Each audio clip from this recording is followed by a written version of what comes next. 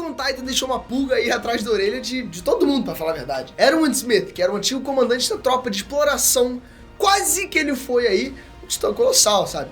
E esse detalhe poderia ter mudado muita coisa na quarta temporada. Então a questão desse vídeo vai ser o que aconteceria se o Erwin fosse o Titã Colossal. A gente vai ver isso tudo nesse vídeo agora. Bora lá!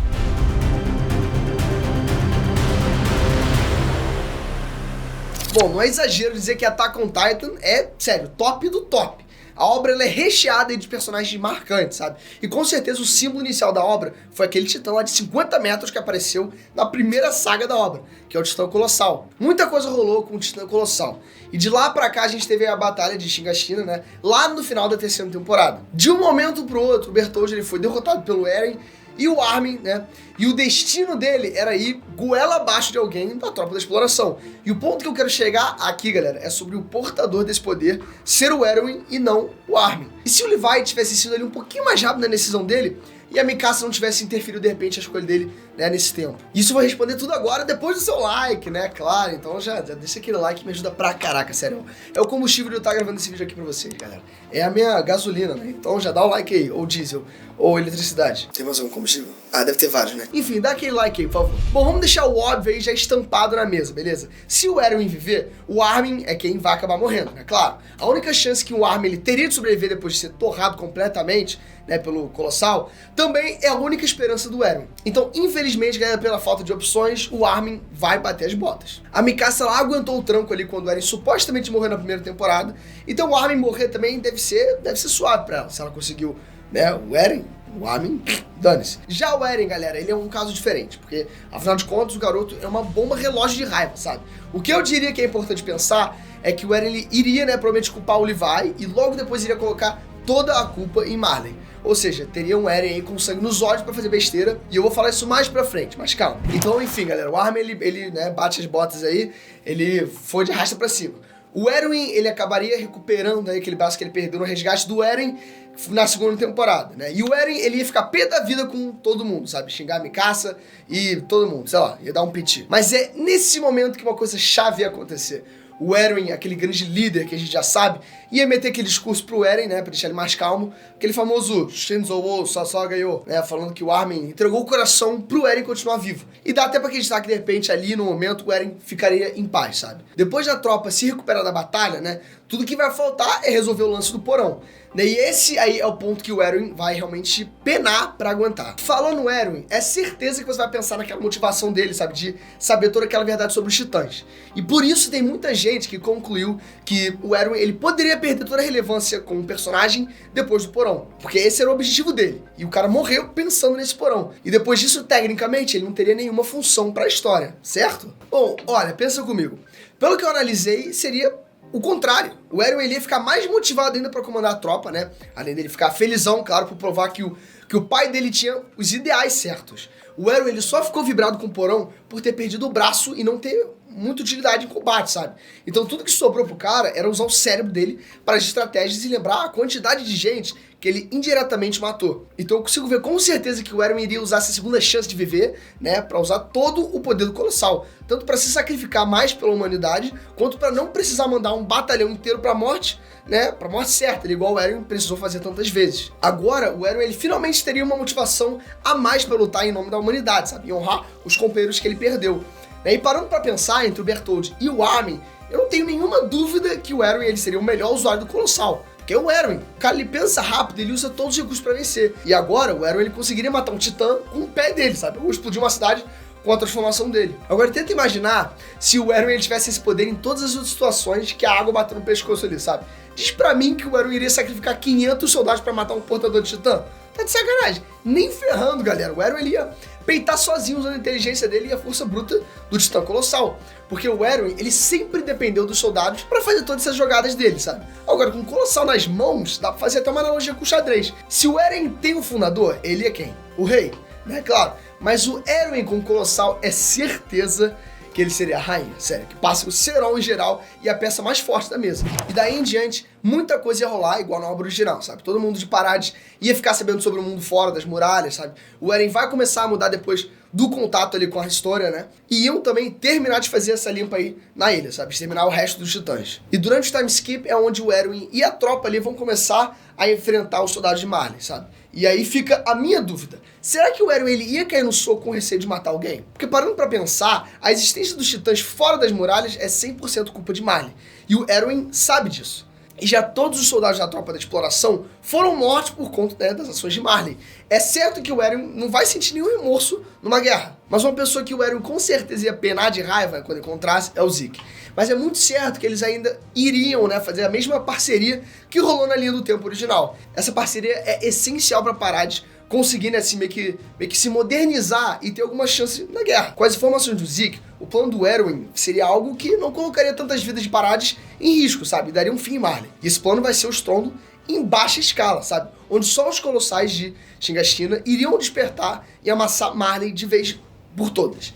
Seria um plano perfeito caso Marley fosse pra guerra sozinha. Mas vocês sabem que o buraco é mais embaixo por conta da declaração de guerra, né? Que, aliás, a tropa de exploração previu por conta do Zeke. E esse é o momento que eu consigo imaginar o Erwin, né, mitando pra caraca. O Willie Tibur, né, fazendo aquele discurso dele pra unir todas as forças do mundo pra destruir Parades, né? E no meio da plateia lá, né, vem o Erwin subindo ali no palco ali, chega e grita: galera, eu sou o Erwin Smith, o líder da tropa de exploração da ilha de Parades, beleza? E eu também sou o portador do Titã Colossal. Ninguém pode correr, ou eu me transformo e mato todo mundo. A ideia que o Erwin deveria bolar é uma distração enorme para a tropa invadir completamente o porto de Marley e dar um jeito ali na frota marinha, né? Isso faz sentido. Seria uma forma de minimizar as mortes de civis naquela área e também garantir uma baixa ainda maior dos armamentos de Marley, que vão ter que precisar cair pro plano do estrondo ter 100% de sucesso. Então, pro plano dar certo, eu colocaria o Eren, a Mikasa, o Levi, né? Essa galera mais caixa grossa, sabe, da tropa,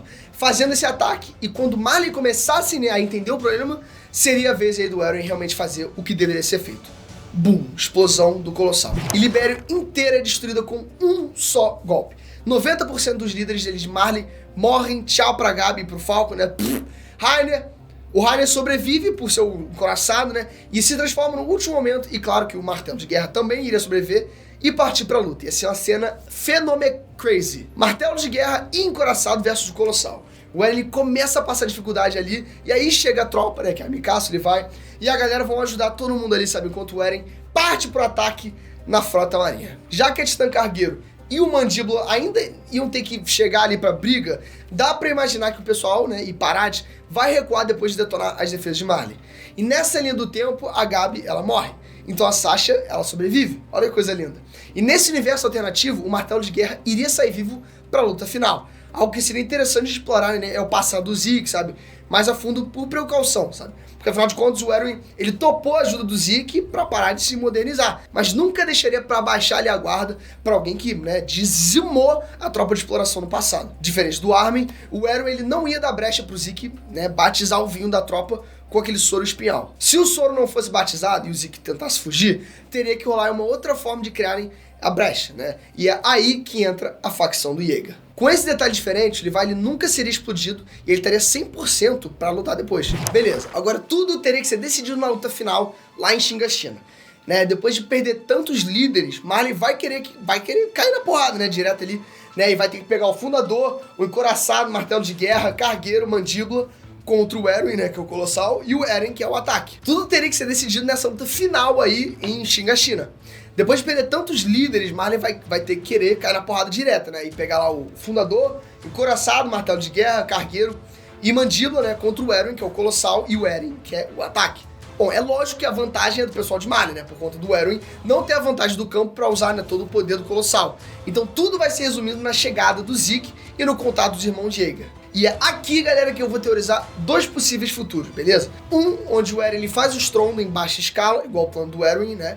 E o outro, onde a raiva do Eren faz o destino se repetir com o estrondo com força máxima. E bom, com o estrondo em baixa escala, Marley não teria armamento necessário para bater de frente com os colossais, por isso o Erwin ele atacaria Marley na declaração de guerra, né? Fim do jogo, bom, ali acabou. Os outros povos do mundo iriam pensar duas vezes antes de encarar Parades.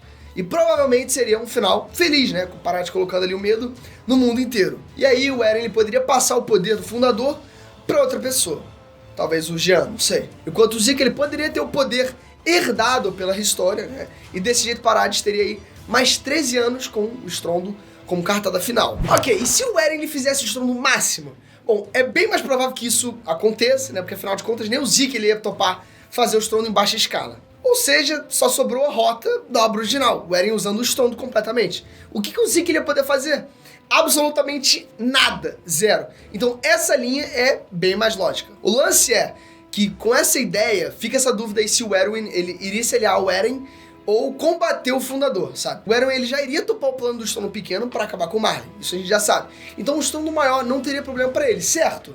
Bom, é aqui onde eu acho que não, beleza? O Erwin, ele é com certeza um personagem brutal, beleza? Ele sacrifica soldados, faz planos malucos, e ele até sacrifica a própria vida para fazer um plano, né, ter mais chance de ser bem sucedido. Porém, o cara, ele nunca colocou a vida de pessoas inocentes sem necessidade. O Erwin, ele não tem um perfil de pessoa que toparia destruir o mundo como precaução, sabe? Mas dá pra entender que a destruição de Marley, incluindo os Eldianos, né, em Libério, são sacrifícios necessários pra Ilha de Parades ter paz. E claro, eu vou confiar no que a Handy disse, né, sobre a antiga tropa de exploração. Em um dos episódios, a Handy ela fala sobre ninguém das antigas aceitar genocídio global como opção. E quem que é melhor do que a Handy pra falar sobre o comandante da tropa? A Handy ela conhece o cara melhor do que qualquer fã de Attack on Titan. Então eu acho que o Eren vai querer tirar satisfação com o Eren. E um detalhe, tá bom? A gente vê no anime a Handy ela no pós-vida ali sendo parabenizada pelos membros da tropa, sabe? Só pra reforçar que o Eren ele não toparia o estrondo. Ou seja, galera, vai ter que rolar aí um Eren versus Erwin. Colossal contra Fundador. Não teria outro resultado além do Erwin quase morto, né? E é aí, galera, que entra o nosso querido e forte Levi. Nos últimos momentos de vida, o Erwin ele faz um último pedido pro Levi, né? Mate o Eren e o Zeke. Impeça o estrondo. Imagina uma cena com o Levi 100% indo pra brigar ali com o Eren, né? Com o Eren Titã Fundador. Eu não sei vocês, tá? Mas as minhas fichas, elas ficam no Levi. Claro que vai ter N, né, Rainer, Porco, Pique e Mikasa, todo mundo ali se juntando contra o Eren. Então, de uma forma ou outra, a luta final vai ter que ser boa. E o fim deveria ser o mesmo do mangá, né? E o Eren, ele iria honrar os companheiros. Realmente entregar o coração dele no grande final da obra. Mas agora é a sua vez. Deixa aqui embaixo nos comentários a sua teoria. Vai que tem alguma coisa que eu deixei passar e você quer comentar, claro. Agrega aqui nos comentários que eu vou estar lendo tudo. E se você tá bem com esse final, deixa aquele like que me ajuda pra caraca. E claro, já clica nessa bola aqui, porque ela é muito importante. Ela é o botão de se inscrever no canal, cara. E pô, eu faço todos os vídeos pra você clicar nesse botão. Então clica nesse botão, por favor, pelo Erwin. Dê o seu coração e clica nesse botão de se inscrever. E também já clica no sininho que você não vai perder o meu próximo vídeo. Um beijo e te vejo lá. Fui!